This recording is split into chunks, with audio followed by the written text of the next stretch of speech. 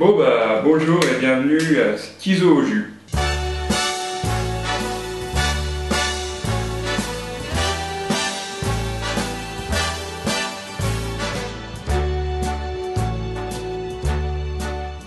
Ouais, aujourd'hui je suis dans ma cuisine avec une lumière dégueulasse, comme si on était dans ma chambre, mais bon, j'y peux rien. Et donc aujourd'hui je vais vous parler d'un film qui est sorti aujourd'hui, Mad Max Fury Road.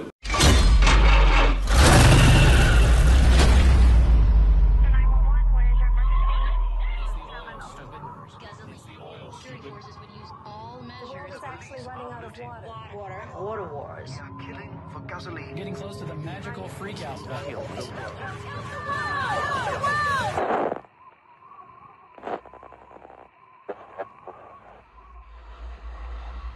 My name is Max.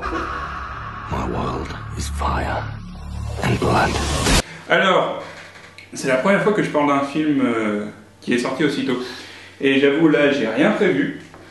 Je viens juste de sortir de le voir et vu que j'ai plein de trucs à faire, je me suis dit, je vais le faire tout de suite, comme ça, sinon je vais oublier. Parce qu'il faut que j'en parle. Sérieusement, Mad Max, c'est déjà un classique. Le 2, c'est l'un des meilleurs films qui ait jamais existé au monde. Le 1, c'était l'un des films les plus rentables de tous les temps avant Paranormal Activity et Projet Blair Witch. Et c'était pas un film d'horreur. Donc, faut lui reconnaître, au moins ce mérite. Donc, j'en étais où? Et donc là, il y a ce nouveau film qui sort, et donc je suis allé le voir cet après-midi, en séance d'après-midi, quoi. En VO et en 3D. Je sais pas comment je me suis retrouvé là. Et donc... Ouais. Qu'est-ce que j'en ai pensé, ouais. Alors, on va faire simple, c'est probablement l'un des meilleurs films de cette année. Et c'est sûrement le meilleur film de cette année pour moi. Je veux dire, quand t'en ressors, t'es fatigué. C'est incroyable. Ça se passe à une vitesse incroyable. Les scènes d'action sont monumentales. Il n'y a pas d'autre mot pour dire. Et surtout, ce film, il n'a aucun état d'âme. C'est du Mad Max. Et ceux qui ne sont pas habitués à du Mad Max, vous risquez d'être surpris parce que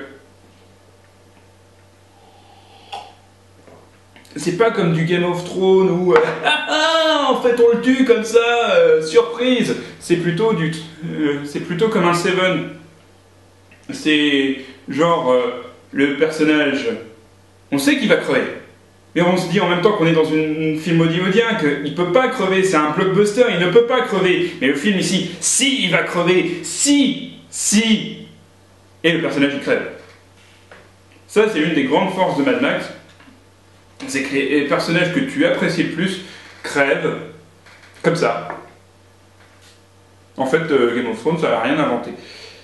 Et en plus Mad Max c'est un film, donc ça n'a pas 20 épisodes pour te rendre un personnage appréciable. Ce qui est une grande force. Oui, je vais reprendre du jus de pomme, moi. Donc, ce qui est fort aussi, c'est bien sûr les acteurs. Tom Hardy, il est plutôt pas mal dans le rôle. Il dit pas grand-chose. Comme Mel Gibson dans les premiers Mad Max, hein, c'est Mad Max. Franchement, il n'y a pas de problème à ce niveau-là. Le seul problème, c'est peut-être que le méchant, je le trouve pas très charismatique. En même temps, tu vois sa gueule.